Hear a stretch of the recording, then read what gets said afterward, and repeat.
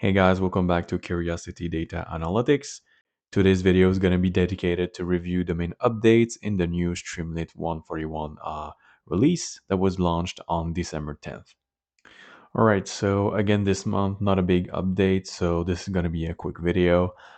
They have fixed a bunch of bugs, but not necessarily added much of a new features. But let's review the few ones that I've gathered here.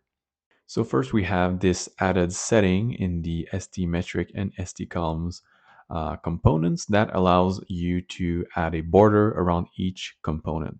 So here, for instance, I've created a st.metric for some average price metric. And when I add the border equals true parameter, it adds a border around the metric. Now you can do the same thing with the st.columns. But in this case, it actually adds a border around each column of your columns object, like you can see here. Next, we have this fairly simple add-on, but very useful in my opinion.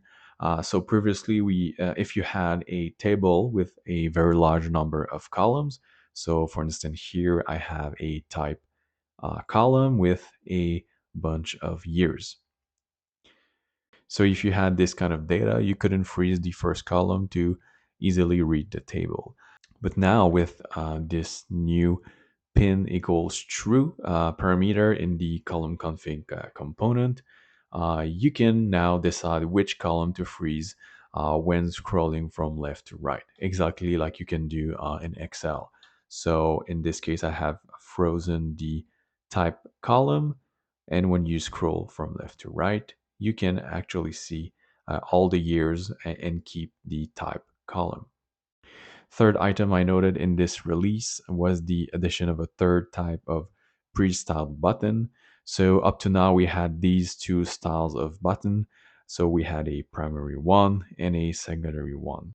And now they have added a tertiary style that is much more conservative, which could be useful in some cases. Last but not least, when using the date input component, the initial value set to the input had to be a datetime object with the datetime library.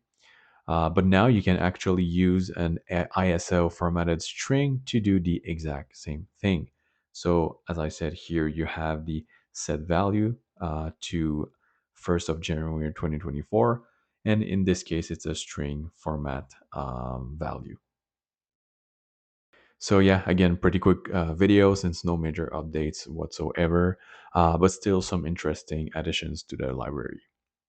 So if you like this kind of content, you can watch my other Streamlit update videos. They're all gathered in a playlist on my channel. But yeah, that'll be it for today, and I'll see you in my next video. Bye, guys.